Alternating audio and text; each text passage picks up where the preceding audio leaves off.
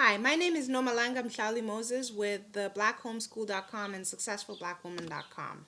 Today I want to talk about two reasons that I keep hearing or that I keep getting when talking to parents or hearing from parents who have an interest in homeschooling, or maybe they don't even have an interest in homeschooling, but they have opinions about homeschooling.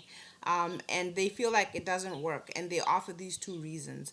I always say these reasons are more like excuses rather than reasons. So I won't waste any more time, and I'll just tell you what the reasons are.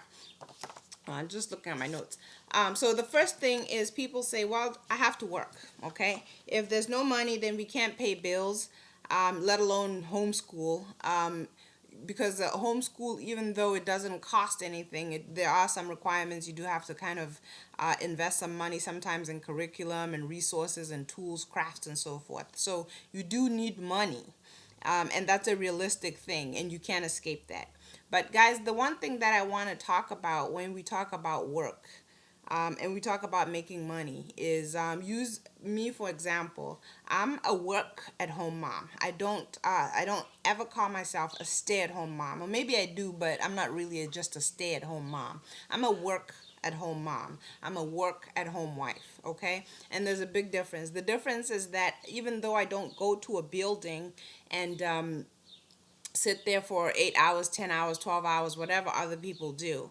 I still do work and I still do generate an income. I have multiple streams of income, which I've been working on for years, even while I had a job. Okay, so that's the first thing is working doesn't necessarily mean that you have to leave your home. Okay, the second thing is that I honestly think that a lot of parents, and this is not a judgment, it's just an observation. A lot of parents use school as a babysitting service. In other words, they have to go to work, or they feel like they have to go to work, or they think they have to go to work. So they need the school to look after their child while they work. Okay, that's very different than putting your kid in a situation where you feel they will thrive, where they will be educated, and they'll be well taken care of. So it's more of a babysitting service.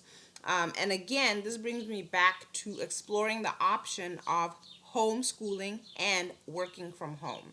Obviously, there's another balance that needs to happen with those two things, but I just want to put that idea out. And say that you don't have to work outside of your home, and you don't have to put your kids in schools just so that somebody can babysit them while you work.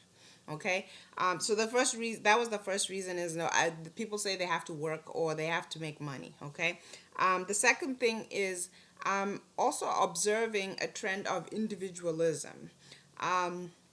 I won't tell you how old I am, but I see it more with my generation than with my parents' generation and their parents' generation. I see it with my generation and younger. So I'm a Gen Xer. We're Gen Xers, and uh, well, maybe I'm a Gen Y. I'm in that gray area between Gen X and Gen Y. But anyway, the point that I'm making is in my generation and those that are in my generation and coming after my generation, I'm increasingly seeing this trend of individualism. And what do I mean by individualism? I'm talking about when you look at your life and the thing that you put above everything else is your own yourself, your own benefit, and your own gain.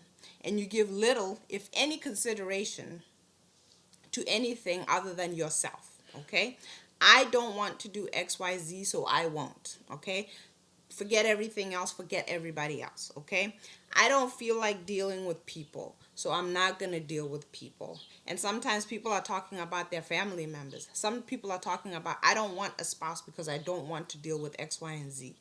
And you know what, guys? I'm not trying to infringe on anybody or judge anybody's choices or decisions. I do want us to, however, expand the conversation and look at the effects of these kinds of decisions. Okay, if you're already a parent and you factor in individualism, individualism becomes a factor. Okay, in your success and the success of your child. Okay, so what am I talking about? I'm talking about if I am a parent, for instance, and I'm keeping to myself, maybe I am trying to homeschool or I'm thinking about homeschooling. I'm thinking I can't do it.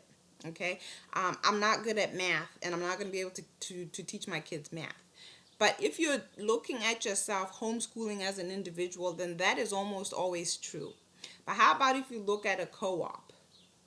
A co-op is a group of parents or families that get together and they share information, resources, and even teaching amongst each other. Sometimes they co-op only for sports or recreation or socialization, but it's a community that's built of homeschoolers who support each other, encourage each other, and share information and resources and support, encouragement, all that.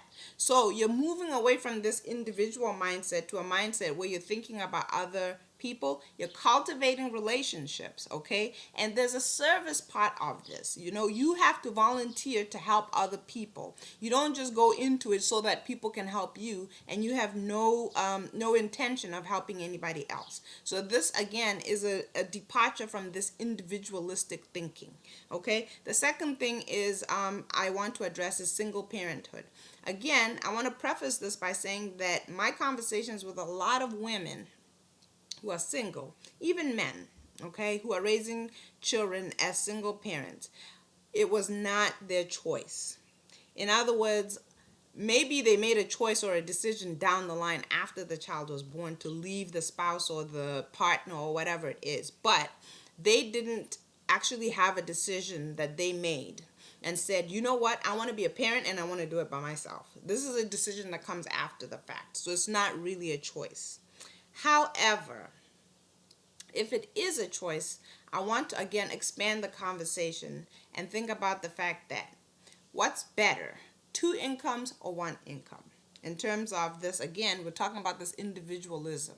Is it better to have two incomes or one income? Obviously, it's better to have a partner, a supporter, and encourager, and you're also a partner, supporter, and encourager to that person. I don't need to say it, but I will. Two-parent homes usually produce more well-balanced and thriving children than single parent homes. Not because there's anything wrong with the single parent, but that our design is to have a mother and a father. Okay, that's just how we are designed. And as long as the relationship is healthy and functional, a child will thrive more in a two-parent home than in a single parent home. Okay, so those are the two things, guys. I just want us to expand our conversation.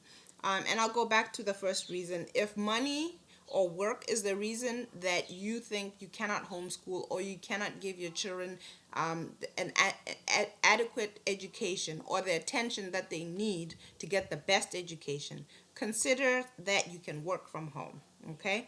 And that you can generate multiple streams of income that don't force you to leave your home and force you to put your kids in school as a babysitting service. Then the second thing that I want to do is I want our mindset to start to shift so that we're cultivating relationships, okay? That depart from individualism and think more community-oriented thinking. And again, your community is who you choose.